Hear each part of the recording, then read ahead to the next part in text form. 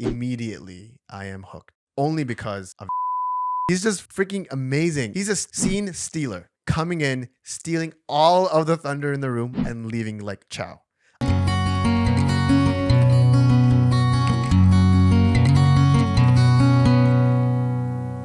Welcome to a vaguely familiar podcast. My name is Nazar. You guys are watching Real Time, a podcast about House of Dragon and episode 1 through 5. We have our special guest. I'm a guest now. What the hell? I mean, I'm just saying. I thought I was a co-host. Co-host, my bad. You demoted me. We haven't done a Real Time in a while, so I forgot the opening pitch. But yes, we have my co-host here and my brother as well, Bashaar Sayed, is also joining me. And we're going to be dissecting the first 5 episodes of House of Dragons. What the hell is the name of the show? Is it show. House of Dragon? Is it the House of the Dragon? Nobody really knows. That's your pet peeve, right off the bat? Because I'm trying to Google for links to watch it illegally. No, we don't. We do not condone this. We do not condone this. We have HBO Max subscriptions. I'm joking. I have Crave. Crave TV. Yeah. But yeah, it's a difficult name. You find it? Yeah, I do. Like the Google searches aren't Googling the way they should? Nope. It was showing me like House, the show with the Doctor House. That's a good show too. I mean, if you watch that by mistake, it's not as bad as well. But I'd be waiting for the dragons to show up. Yeah, not a lot of dragons in that one. Imagine a modern day Game of Thrones, like situated in today's era with today's technology. Isn't that Shang-Chi? I feel like that's Shang-Chi. Dead. There's dragons in that show too. Okay. We're gonna be talking about Game of Thrones. We're gonna be talking about House of Dragons. We watched episode 1 through 5 before the time jump. We totally planned this. There's a time jump? Yeah. Spoiler alert. Come on. We totally planned this, and we weren't lazy about not reviewing every single episode. This was definitely our plan from day one, like you said. Absolutely.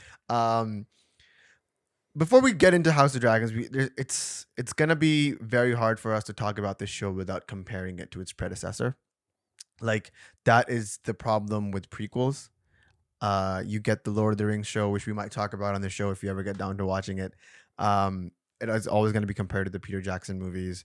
The Fantastic Beasts movies are always going to be compared to the Harry Potter movies.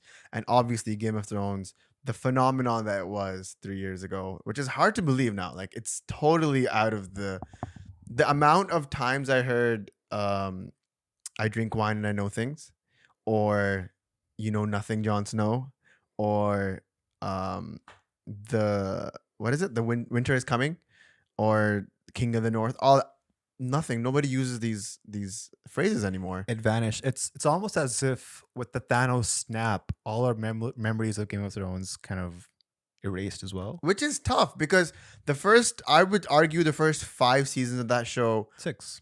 Yeah, 5 to 6, I would say. Sure, Battle of the Bastards was good, but you can start seeing the cracks in that season. But first 5, at least, solid, probably some of the best TV ever put to screen. Absolutely. I remember you recommending the show. Yeah. And then I remember binge watching it. And I just couldn't get enough. Like, it was just the next one. It's the cliffhangers at the end of every episode.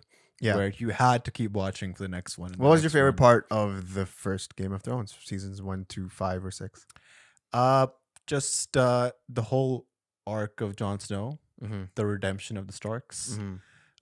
Battle of the Bastards was the pinnacle or the peak of Game of Thrones for me. Those are moments, but like, why did you like that show over any other show that you watched? Like, you know. So I think if you're listening to this podcast, I'm hoping that you have watched Game of Thrones. So what I'm about to say might be we're going full Game of Thrones spoilers, guys, and spoilers for House of Dragon episodes 1 through 5 as well. Exactly. So I think it was the end of the first season where I saw that they killed the main character within the first season, and I was like, this show is crazy. Yeah. Like, they killed Ned Stark, my favorite / the main character. Mm-hmm.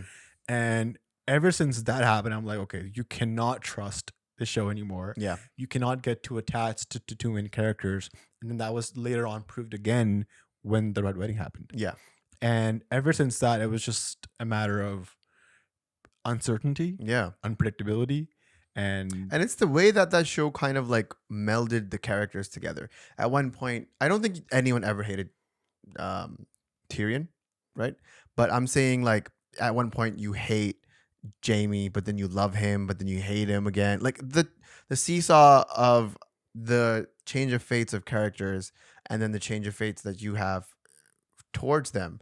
It was just, I don't think any show has ever been able to tackle so many characters, so many storylines, such intricacies in that show up until I would say season 6, and then what happened, man? Season 7 and 8 were one of the most disappointing um arcs or endings or climaxes of a show ever. That's true. I think Game of Thrones was on track to be one of the greatest shows of all time. But I think a lot of what people judge is a great show or not is it's how it ends. Yeah. So people say Breaking Bad is the best show of all time. And it's because of how satisfying the ending was. Mhm. And that kind of leaves a deep imprint in your mind of, For sure. of how the show actually ended and what you think of it. And with Game of Thrones, the last 2 seasons were just, they were rushed.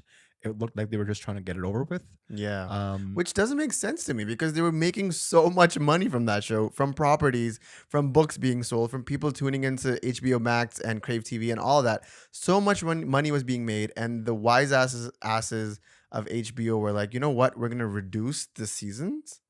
That makes still to this point makes And no also sense to me. reduce the number of episodes in each season. Yeah, reduce the seasons. Yeah. Yeah. So I think originally it was supposed.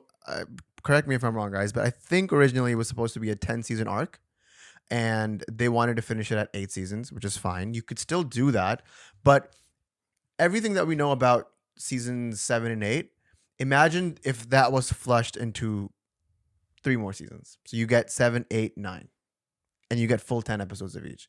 I feel like the public's response to that show, to that legacy, is different. Yeah, I mean, I think with Game of Thrones, there were so many fan theories around it. Like people thought So much going on. Bran could do this, Arya was gonna do this, and up until the first 6, 7 seasons, they built up those characters to living up to those fan theories. But then it just kind of it was a fluff. Like it died out. Yeah. So I mean, the show kind of started doing fan service for the sake of fan service. Like I remember, I think it was season 6 or 7, where one of the dragons goes down and turns into an ice dragon. Right? Yeah. That was such a cool plot point, handled so poorly. Where did the chains come from? Why are the armies just like waiting for them while they're on the ice? Like, and this is just coming from like I haven't seen the show in like 3 years since it's aired. I Yeah. have not gone back to it, and I really, really want to go back to it. Like, I think in the next couple of years, as more things from that show start becoming blurry in my mind, I definitely want to do a rewatch of that show. Maybe I'll do a podcast about that rewatch of the show because I think it'd be great to chronicle that journey of rewatching it. But yeah, it just became very lazy and just fan servicey, and just all of that became the point of the show as opposed to what the point of the show was before, which was scheming and politicking and good dialogue and great stories and amazing characters with depth, and there was war happening, and there was like just everything was just so on edge. You just didn't know. Nobody had plot armor, like you said. Ned Stark gone in the first season. Red Wedding, the King of the North gone. Catelyn Stark gone. Everyone, the unborn child of Robb Stark gone. Right? Nobody had plot armor, and then it just seemed like everybody had plot armor. I think we can both agree that the show met its decline when it stopped following the guidance of George R.R. Martin. Yeah, the books, you mean, and right? the books as well, Yeah. right? Yeah. So I think they were still following the guidance of it because he approves the ending, but I think that's the ending that he wanted. I just don't think even he would say that's the way I wanted it to be done, because the twist for the major twist in the show, which is that what's her name, Daenerys turns bad. I was gonna say turns black, but that's a whole different show. Daenerys goes bad and burns the city down. Like, that switch would have been so much nicer if it was properly fleshed out. yeah. Right? That would have been the end. Like, just the brutality, the tragedy of the lovers of Jon Snow and Daenerys, where he knows he has to kill the queen. Like, it's just a poetic moment gone to dust. Speaking of the Thanos snap, and the taste that it left in everyone's mouth was so bad that people don't discuss that show anymore. It's not canon anymore. It's not in the part of the pop culture lexicon anymore. Yeah. Yeah. I actually was in preparing for this episode. I rewatched the Coldplay Red Nose Day Game of Thrones skit, which I still think is probably one of the most funniest Game of Thrones skit Hilarious. ever. Like there's a lot of them online, including some of the Seth Meyers stuff, which is also funny. But that one just still holds up. Um, but coming to the House of Dragon show, I felt like after a very long time, after like 3 4 years, people started talking about Game of Thrones. There was conversations about Targaryens and the what is it? Where are they from? Valeria? Valeria, yeah, and the House Valeria, and like and the Squire, like all this stuff. Like people started getting, I started hearing those in conversations again with my friends, and it felt good. It felt familiar. It felt like, oh, this is how that show should be talked about. The one that should not be named, Game of Thrones season 7 and 8. That if it ended properly, I think, like, you know how people still mention he who must not be named, or like whenever you say that, you immediately think of Harry Potter and the Ring, right? Fly, you fools! Whenever you hear that, you think of Lord of the Rings. Game of Thrones never got those legs, right? But I feel like the prequel, now that it's out, half of the season is out. There is buzz about it online. People are talking about it, good or bad. But there is that sort of, remember, like in Spider-Man when we saw Andrew Garfield Spider-Man again, and it felt good. Mm-hmm. Like, man, that guy deserved more. He was just a good character in a bad movie, the second one. That's how people start kind of feel about House of Dragons. Like, oh yeah, this show used to be good because it was about scheming and backstabbing Politics. and the politicking. Yeah. And people forgot about that because of season 7 and 8. And now the seasons 1 through 5, episodes 1 through 5 of House of Dragon, people are remembering that again. So you watched it. You most recently watched it. I was watching it week by week. But what do you think about it so far? So What are your firstly, thoughts of House of the Dragon? I think I was a bit reluctant to watch the show Mm-hmm. just because of, again, how we discussed how my experience of the last two seasons of Game of Thrones was. Yeah. So I kind of waited for my friends to watch it. I saw some buzz on Twitter around the show, and I was hearing good stuff. So I thought maybe it is worth my time to invest in this show and see what it's actually about. And I think we heard of the prequel being made at the end of season 8 of Game of Thrones. So Yeah. it was already in the talks, and it had such a huge fan following. So It was in development for a while. it was going to do good all the time. My initial impressions were, I felt like the show was a bit slow, and I had to recall a lot of my previous memory of Game of Thrones for the show. Like I heard, like you were saying, names: Valeria, Bravos. Are you telling me you forgot who the Targaryens were too? No, I know them by their hair. They have really sharp blonde hair. So, but yeah, it took me a few episodes to sort of get back into the whole universe of Game of Thrones, Westeros, the Iron Throne. But it really felt good watching all those episodes. It brought back memories of when I first started watching Game of Thrones and why I love that show so much. And up until episode 5, I can say it's building up really nicely. Right. And I just finished episode 5, and the ending to that, it's pretty insane. Like, right. Okay. So, okay, let's break that down because I really want to talk about that. I really wanted to do, like, I know it was our fault that we didn't do an episode by episode. Maybe we'll do it for season 2, but I really wanted to talk about episode by episode because the building of the tension of it all was very interesting.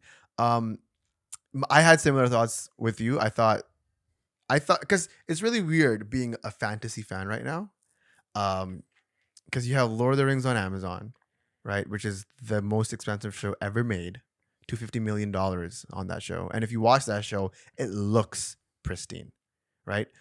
Obviously, HBO doesn't have that kind of budget, and I don't think this was a $250 million show, even though this is probably lots of millions. I don't think it's $250 million. And you can see that when that scene when what's his name? The king's sort of entourage goes to meet Damon, and they're on the stepstones, and it's all CG, and it kind of looks bad because it was probably shot in COVID, and they probably couldn't go into the real like at the real place where they shot it in the first show. So you kind of get that distance, and then you watch Lord of the Rings, and that's a whole other conversation if it's good or bad.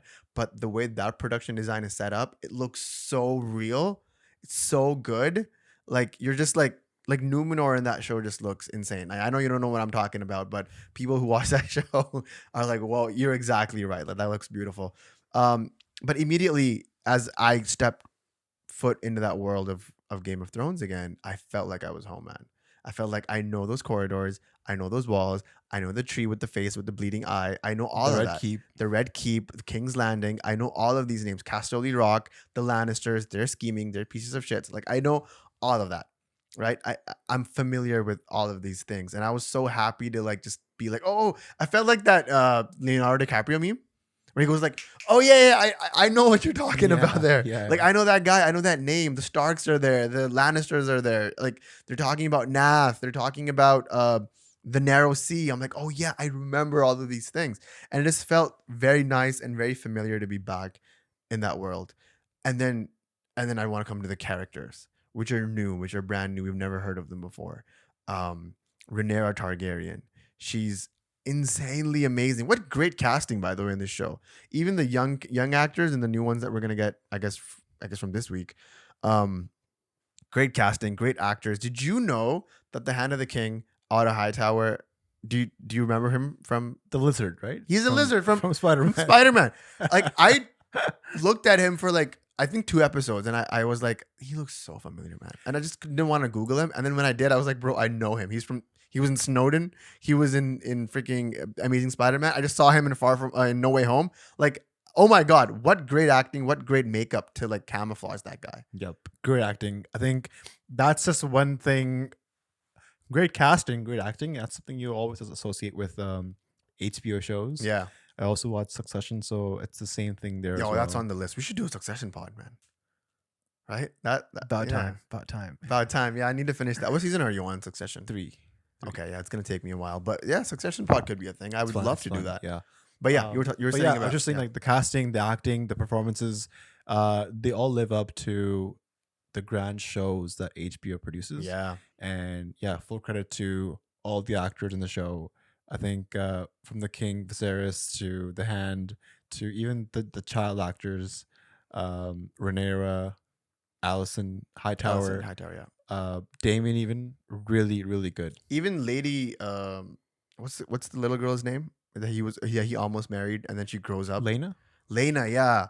She even the kid Lena, and then I think there's time jumps, right? Which we'll also talk about, which kind of annoyed me. But the time jump when the kids get older, the actors that they hire for the older parts of the younger actors look exactly the same. It's like they just stretch them up. Like the casting is really, really good in the show. Yep. Good continuation there. Yeah. And then the first episode happens, and immediately I am hooked at only because of Daemon Targaryen. Matt Smith in this show, does he know he's being filmed? Like he's just freaking amazing in every single. He's a scene stealer. Every single scene he's in, Daemon Targaryen is just like coming in, stealing all of the thunder in the room, and leaving like chow. I love that about him. The acting that he does, the cynicism that he has, he's so sinister. You don't really know what he wants. He has no boundaries, literally. Like he goes back and kills his own wife so he can marry his niece. And also take all of the wife's inheritance. What a scene, man. That was such a scene. I don't want to jump over skip around, but episode 5, when his wife's cousin is like, I know you killed my wife. He's like, you can't prove it. Also, I inherit everything that she was going to get because we don't have any kids. Now you report to me. And he was just like, what just happened? I love that. Yeah, so from episode 1, he's so hateable, but you love him. And that is exactly what Game of Thrones was about. Like you hate Jaime because he was the one who got Ned Stark killed, but you kind of feel for the guy as well in Game of Thrones. And that's the kind of vibe I'm getting from Daemon as well. What about you? Yeah, I totally agree. I think he's kind of, his motives are uncertain. You don't know what's actually motivating him and what his end goal is. He's doing like different things. He was fighting the war in Stepstones. He won that. And then at one point, it seemed like he was going to go for the throne. He wanted to be the natural heir. And then that didn't happen. Then he tried to marry his niece. That didn't happen yet. No, we don't know yet. So it's just, there's some uncertainty there that's motivating. Yeah, that's the part about the show that you love. You're just like, what is this guy's deal? And I want to find out. Every scene he's in, he's a scene stealer, right? He's just coming in. He's like the scene between him and the king in the Iron Throne, where just them. And he's like, you never paid me any respect. You never made me the hand of the king. You want me on the sidelines, right? You don't give me my respect that I deserve. I was like, there's a part of him that's sensitive and that he's hurt. There's a hurt aspect of this character. So many layers, man. I don't want to quote Shrek in this podcast, but they're like onions, man. So many layers. And I love that about the show because there's a whole aspect of King Viserys. He's a great guy. Like he's probably the first Targaryen that we've seen that is genuinely good. Like we he's a haven't nice seen guy. we haven't seen a good Targaryen. They're all assholes and they Yeah. like burn the whole they burn King's Landing. That's what they do.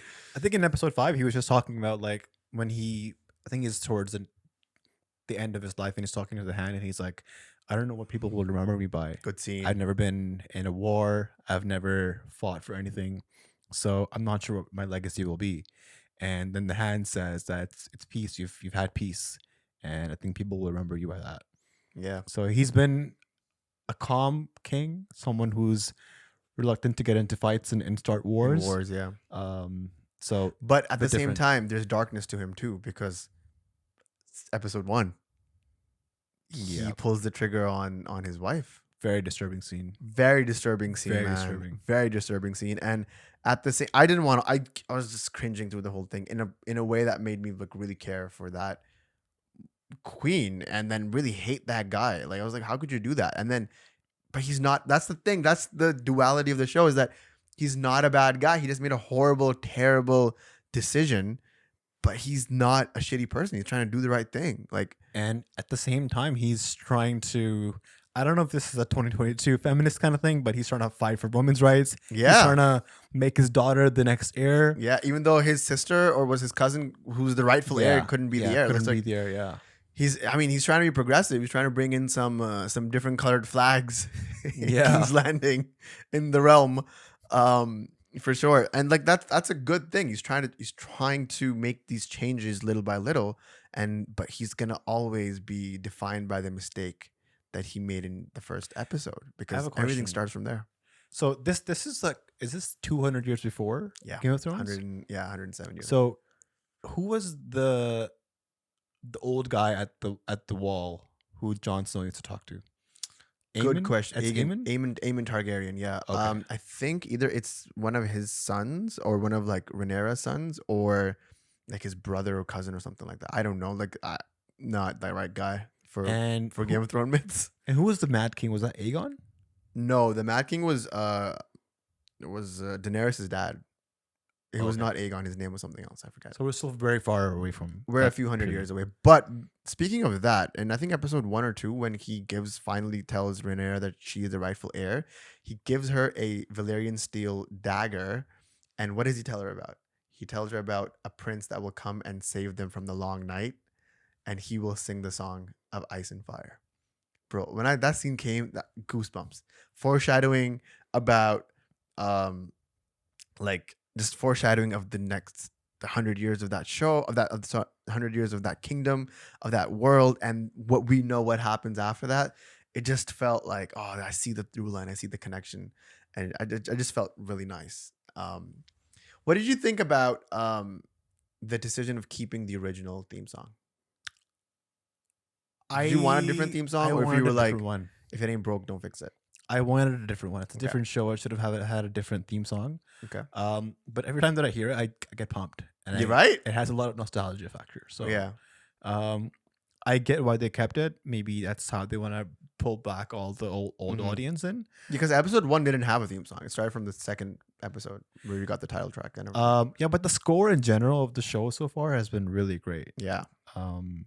Like it's what you expect from a Game of Thrones type Yep. of show. That whole scene of when they were in the keep of when the marriage thing was happening Yeah. and how the tempo was increasing in the back while people were dancing. Okay, the dancing. Yeah, that I felt was really good. Yeah. And it's just that entire like half hour of that final episode that aired this week was just I think episode 5 they've peaked so far. Yeah, right. Like there's so much politics they were that they building built up. Yeah, Like what the queen knows and what the king doesn't know. His health is deteriorating. I think he has grayscale, I think so. Yeah, I think and that's I think grayscale. they don't have the cure at the time, right? No, So no, he's no, probably no. gonna die from that. Yeah, Didn't Samuel Tarly find the cure for it or and something. he cured Who did he cure? I forget. Because Jor-El dies. exactly? No, he saved Jor-El. Does he? How does Jor-El die? He dies. I don't think he dies. No, he dies. He dies. He dies in the war, but he doesn't die from grayscale. He gets cured from grayscale. Oh, facts. Yeah, True. remember? Yeah. Yeah. Yeah. Now I remember what you're talking about. Yeah. So Again, like the show is so foggy in my head now, the original show, that it took me a minute. But yeah, you're right. So there's no cure yet. there's no cure yet, and I right? think it's spreading towards all of his hand. Yeah. So and it's on his back as well. So I don't think he has much time left. Yeah. The whole plotting of Otto, the previous hand, The speech that he getting gives his Allison daughter. when he's leaving town. Yeah, He's like, "Do you think Rhaenyra will spare you and your kids when it's about the throne? She's gonna kill everyone." yeah. And I was like, "Damn, this kid, Otto was a good hand, man." He was a good hand. And like, even the king admits that. He's like, "The realm will never be able to pay for what the services that you did, but I can't trust you anymore, buddy." Yeah, that's And true. that's fair. I mean, like, you got to be up front like that. Mhm. You're the freaking king. Let's talk about some of the stuff that I didn't like about the show, which I mean, it's not a perfect show. Like we can agree with that. There are things that are definitely there's things that are up to par for sure, and there's things that are lacking as well. I remember I came into your room yesterday and you were watching the show and I bugged you a little bit and you were like, "It's a miss." Why'd you say that? I don't know what episode you were on. I was on You said it episode was 4. a miss. Why did you say that? I was very And- disappointed by that. I was like, "No, man." Because like it was episode 4 of a 10. It's 10 episodes, right? yeah. And it was like still going very slow. In my opinion, it was like very slow. So the first episodes were very slow. Even though the timeline was jumping, like, that's the thing. So that's the thing that I didn't like. Right. So I want to hear why you thought the show was slow a little bit. I guess I had a lot of expectations, and it hadn't lived up to that yet. But I guess I had to wait for one more episode. Okay. Because where they're at right now is like now I can't wait for the next episode. Yeah. And I think it's out tonight, so I might just watch it. Yeah. After this recording. But yeah, up until the episode 4, I'm still trying. I was trying to get into the show. Okay. So you felt like there was a barrier. You weren't really truly invested like you were season 1 episode Game of Thrones. Exactly. Okay. Yes. Yeah. Yeah. I felt kind of the opposite. It took me the first 2 to 3 episodes of Game of Thrones to be like, okay, fine. Let's see what this is about. Even though I was really hooked by the end of episode 1 where Jamie pushes Bran out of the window. Crazy scene, by the way. Crazy way to end an episode. I was still like, okay, they got a little bit slow for me and all that. I wonder if that's the same case in the rewatch. This, though, I felt like every episode had good pacing. I didn't feel like anything was a filler as far. I thought episode 4 was going to be a filler where she goes out in town, but that turned out to be very, very important. I'm not a fan of the time jumps. They're not telling us how the time jumps are going. I didn't even know like 2 to 3 years have passed until I saw the kids grow up. I guess that's how they're trying to tell us. It's really vague how much time has passed because Rhaenyra still looks like the same. I mean, her hair has changed a little bit and stuff like that. But for the most part, like I judge time by Damon's hair length. I'm like, okay, so he has short hair now, so I'm assuming he cut it because it was very long and he's been gone for a while. The pacing, like you said, it has pacing issues for sure. There's things aren't cooking as well as they did in Game of Thrones. I think it's because of the time jump. I don't know why they gave themselves this deadline because now that we're finally like invested in Alicent and Rhaenyra's characters, they're gonna be like 10 years older. Where did you hear that? I saw the trailer for the next episode. Oh, okay. No, I haven't seen it yet. And there's different castings. So Olivia Cook is I try to older avoid watching trailers for movies as well that I'm gonna go watch. Yeah.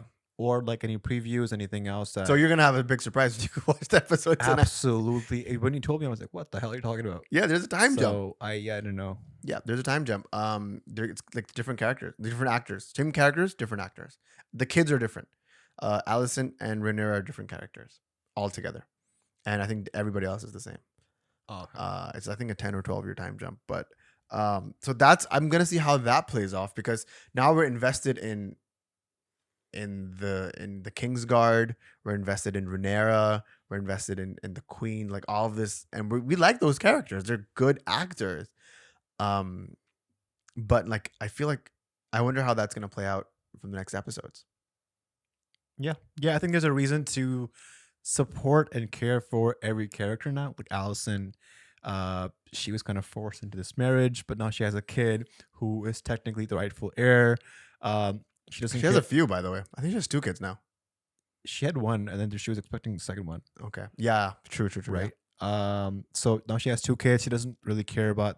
She didn't initially care about who wants to be the king, but now she has a stake because Mhm. she feels like Her kids what are her in dad danger. said to her, right? What Otto said, that Rhaenyra, whenever she becomes the rightful heir, people of Westeros, King's Landing, they're gonna object to it.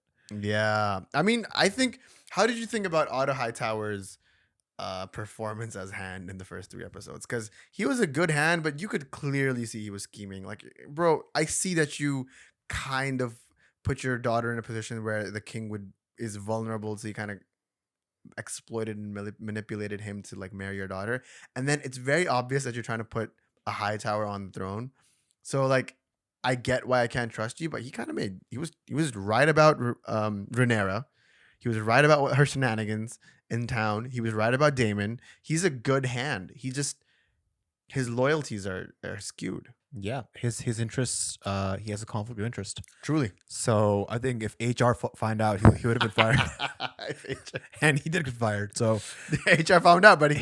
HR found out. He got that email, confidential email. Um, so, what happened to him? Absolutely right. You can't really be putting your self-interest like that and Yeah. kind of playing with the future of the throne Mhm. like that. So, yeah. What do you think about the 4th episode where she does go out in town with? Okay, let's talk about the 4th episode where she goes out of town with Damon. But what do you think about Damon and Rhaenyra's relationship? It's giving John and Daenerys. Why is everyone in love with their papas and like their uncles, and what's happening with that? Yeah, I'm not sure actually, but it seems like it's I'm not sure. it's a Targaryen thing, to be honest.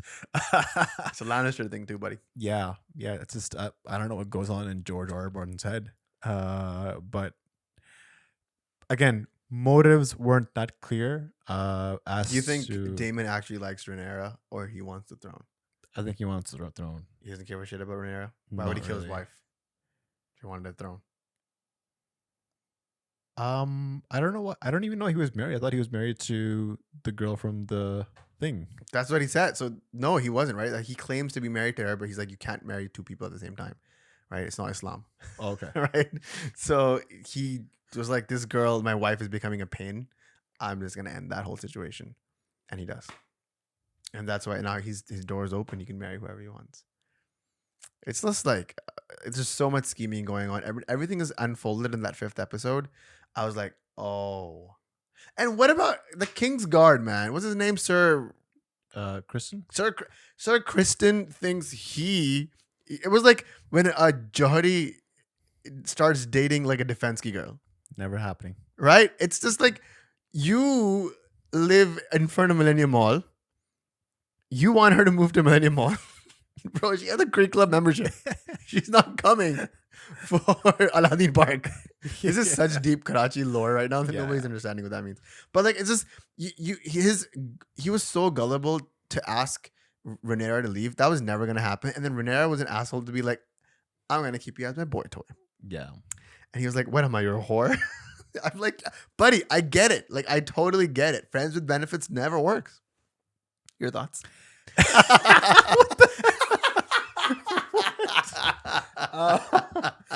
Yeah, I set you up with that. I think it was a bit unreasonable for him to ask her to leave the whole throne, the responsibilities that the throne has on her, Yeah, and she was like, buddy, it's not happening. to live an anonymous. I don't. She can't even live an anonymous life. Right? She's people will just recognize her from the hair, Mhm. and that's just not who she is. Like she's in her blood. is the blood of dragons. Jeez, did you think about that? Did you write that down? Are you reading from your palm? I am. I am. Blood Blood of the dragons. dragon. All right, so seasons 1 through 5, how would you rate it? Oh, season. I keep saying Episode. season. Episode 1 through 5. How would you rate it? From 10. Slow, good build up. I'm sort of invested now. I would give it a 7. 7 out of 10. Yeah. I think I'd be a little more lenient. I'd probably give it like a 7.75.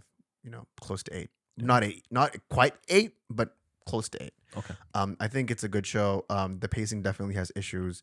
The story is good. Characters are good. Dialogue is good. It's hooked me in. Like it's a Game of Thrones show, and it feels like a Game of Thrones show. I'm just hoping that they kind of. I do understand this season was really affected by the COVID, so the production isn't as high as they probably want it. But I'm assuming this show is going to get renewed because this is one of those shows where every episode the viewership increases. I think it started with like 2 million or 3 million on the first episode, and it's at like 6-7 million an episode now, and it's gaining. Yeah. Because people are talking about it because episode 5 was insane, and I would love to see what tonight's viewership numbers are. I feel like where the show is right now, they've set it up for a really big, grand finale of the last half. Yeah, And I'm hoping, fingers crossed, that they live up to yeah, the hype and finish off on a good note. yeah. So I don't know if there's gonna be multiple seasons of the show yet. They haven't announced that. It could be a 10 episode miniseries. We don't know. You know what would be great? If they could extend it and kind of sort of connect Game of Thrones and House of Dragon at the end. So you want like this show to end right where Game of Thrones starts? Yep. And they can just, and so we know what happens next. I see. I don't know if they'll be able to do that, but that'd be interesting to see how that works. Before I let you go, you probably heard of the Jon Snow show. Did you hear about that? Yeah. Your thoughts about that before we go, real quick? like he's having his own show? Yeah, his own show. Do you think it should happen? Do you think it's redundant? Do you think you should just let that story go because that character is over? Where do you think? What are your thoughts about that? So, as per my understanding, I felt like they ended the Game of Thrones early because the characters, the directors, everybody wanted to move on from Game of Thrones. Like Mhm. they've been doing it for 8-9 years, and they wanted to do something different. Mm-hmm. So it's a bit shocking for me that they're gonna do a whole separate show on Jon Snow with the real Yeah, actor Kit Kit Harington. Harington Yeah, he's back. Allegedly. acting as Jon Snow. Yeah, he's gonna be Jon Snow. So I'm all for it, but just a bit shocked that it's actually happening if it does. I just don't know where they're gonna go with it. Like he's on the wall. Okay, that's where his story ends. Like if they're gonna, I feel like they want to right some wrongs that they made at the end of that first show. Maybe they'll do that. Maybe they won't. Time will tell. I am cautiously skeptical. That's it, and I'm interested. So I was cautiously interested, I should say, about the Jon Snow show. But definitely when that comes out, I'm pretty sure that we'll cover this on this podcast. Closing thoughts before we leave, man. Anything else you want to add about House of the Dragon? Excited for seasons 5 through 10. Probably come back with a season wrap up podcast. You think? Yeah, why not? Yeah, I think it's been good so far. Looking forward to the last half. Yep. And I'm hoping that it really lives up to Your expectations my expectations that they've set out and that they've set out. Yeah, I would second that as well. I think it's a strong opening, strong first half. Let's say speaking cricket terms, like it's 10 overs 82, Babar and Rizwan on strike, but is the middle order going to finish it or not? Yep, they have wickets in hand. Yeah, wickets in hand. So we'll definitely see what the total is at the end of the season. Thank you very much for watching this episode, guys. If you guys are House of Dragon fans, Game of Thrones fans, definitely stick around. There's going to be lots more Game of Thrones content coming up because we are OG Game of Thrones fans. We're like, I remember super duper obsessive, like everybody else was in the world between 2018, 19, 20, right? So definitely lots of Game of Thrones content coming up. Like and subscribe, guys. Share it with your friends. If you guys have any objection of what we talked about, our opinions, if you hate this show, let us know in the comments below, and we will definitely ignore you. And if you consider liking our show, consider subscribing to our Patreon as well. It helps us out a lot. We're relaunching it, revamping it, giving it a little facelift. So there's going to be special features there as well. My name was Nazar. My name is Bashaar. And you were watching Vaguely Familiar. Have yourself a beautiful day. Cheers.